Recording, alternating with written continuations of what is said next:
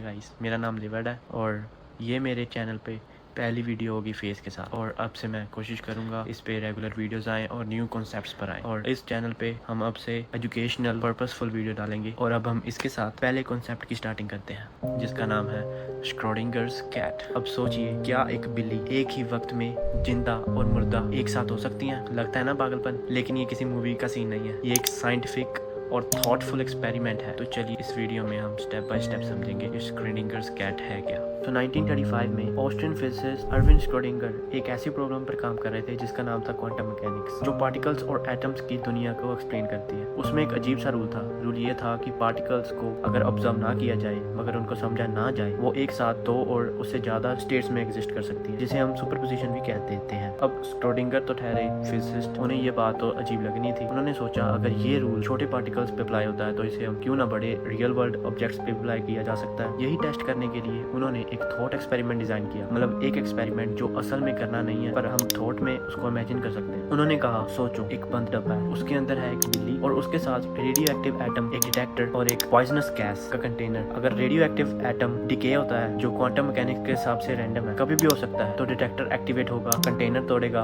और gas release होगी, जिससे बिल्ली मर जाएगी। अगर एटम डिके नहीं होता तो बिल्ली जिंदा रहेगी। अब यहाँ असली ट्विस्ट आता है। तो क्वांटम मैकेनिक्स के रूल्स के हिसाब से जब तक डब्बा बंद है और उसे कोई ऑब्जर्व नहीं करता, एटम एक साथ डिकेड और नॉट डिकेड दोनों स्टेट में एग्जिस्ट कर सकता है। याद है मैंने पहले बताया था कि वो जब तक उसे हम नोटिस ना करें, वो एक से ज्यादा स्टेट्स में एग्जिस्ट कर सकते हैं, सुपरपोजिशन। सो अगर हम क्वांटम लॉजिक को लिटरली फॉलो करें तो बिल्ली भी डब्बे के अंदर एक साथ जिंदा और मुर्दी दोनों स्टेट्स में एग्जिस्ट कर सकती है ना जी। सो जब तक कोई डब्बा खोल के चेक ना करे, तब तक हम तो यही अज्यूम कर सकते हैं। श्रोडिंगर ने ये एक्सपेरिमेंट इसलिए बनाई थी ताकि वो प्रूव करे कि बिल्ली दोनों स्टेट्स में होती है। उल्टा उन्होंने ये इसलिए बनाया था ताकि वो दिखा सके कि क्वांटम मैकेनिक्स के ये इंटरप्रिटेशंस, जिसे कोपेनहेगन इंटरप्रिटेशन कहते हैं, कितना एब्सर्ड है जब उसे लार्ज रियल वर्ल्ड ऑब्जेक्ट्स पे अप्लाई किया जाए। मतलब श्रोडिंगर खुद इस आइडिया के अगेंस्ट थे। उनका पूरा पॉइंट ये था, देखो अगर तुम क्वांटम रूल्स को सीधा मैक्रोस्कोपिक वर्ल्ड के पे अप्लाई करोगे तो तुम्हें ऐसी बेकार चीजें माननी पड़ेंगी, जैसी एक बिल्ली का एक साथ जिंदा और मुर्दा। तो जरूर कहीं ना कहीं हमारी समझ अधूरी है, और ये बात बहुत कम लोगों को पता है। लोग सिर्फ क्वांटम सुपरपोजिशन वाली बिल्ली वाले पार्ट को वायरल बना देते हैं, लेकिन उसके पीछे का असली साइंटिफिक आर्ग्यूमेंट जो श्रोडिंगर दिखाना चाहते थे, वो बात अभी तक गायब है। तो फिर सच क्या है? आज भी फिजिसिस्ट इस बात पर डिबेट करते हैं कि क्वांटम मैकेनिक्स का सही इंटरप्रिटेशन क्या है। कुछ साइंटिस्ट मानते हैं कि कोपेनहेगन इंटरप्रिटेशन को, जिसमें कहा जाता है कि ऑब्जर्वेशन ही वो चीज है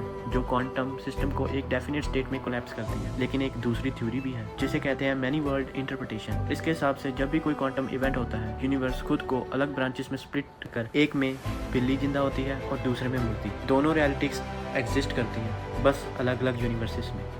और सच कहूँ तो अभी तक कोई साइंटिस्ट 100% कॉन्फिडेंटली नहीं कह सकता कि इनमें से कौन सी इंटरप्रिटेशन सही है। ये फील्ड इतनी कॉम्प्लेक्स है कि दुनिया के टॉप फिजिसिस्ट भी एक राय पे नहीं आ सकते। अब तुम सोचोगे, ये सब तो थ्योरेटिकल हो गया, इससे हमारी लाइफ में क्या फ़र्क पड़ता है? लेकिन असल में क्वांटम सुपरपोजिशन का कॉन्सेप्ट आज क्वांटम कंप्यूटर्स बनाने में यूज होता है। नॉर्मल कंप्यूटर्स एक बिट को 0 या 1 में स्टोर करता है, लेकिन क्वांटम कंप्यूटर एक क्यूबिट यूज़ करता है, जो बिल्कुल उस बिल्ली की तरह एक साथ 0 और 1 दोनों स्टेट्स में एग्जिस्ट कर सकता है, जब तक उसे मेजर ना किया जाए। यही प्रॉपर्टी क्वांटम कंप्यूटर्स को इतना पावरफुल बनाती है कि वो कुछ कैलकुलेशंस नॉर्मल कंप्यूटर से लाखों गुना तेज कर सकते हैं। मतलब जो एक्सपेरिमेंट 1935 में सिर्फ एक ये गलत है दिखाने के लिए सोचा गया था, वही कंसेप्ट आज दुनिया की सबसे एडवांस टेक्नोलॉजी का कोर बना हुआ है। तो श्रोडिंगर्स कैट ये कहानी सिर्फ एक कंफ्यूजिंग थॉट एक्सपेरिमेंट नहीं है, ये एक रिमाइंडर है कि साइंस में सबसे पावरफुल चीज होती है सवाल पूछना। श्रोडिंगर ने खुद अपनी थ्योरी को चैलेंज किया, और वही चीज आज तक फिजिक्स को आगे बढ़ा रही है। अगर तुम्हें ये वीडियो समझ आया और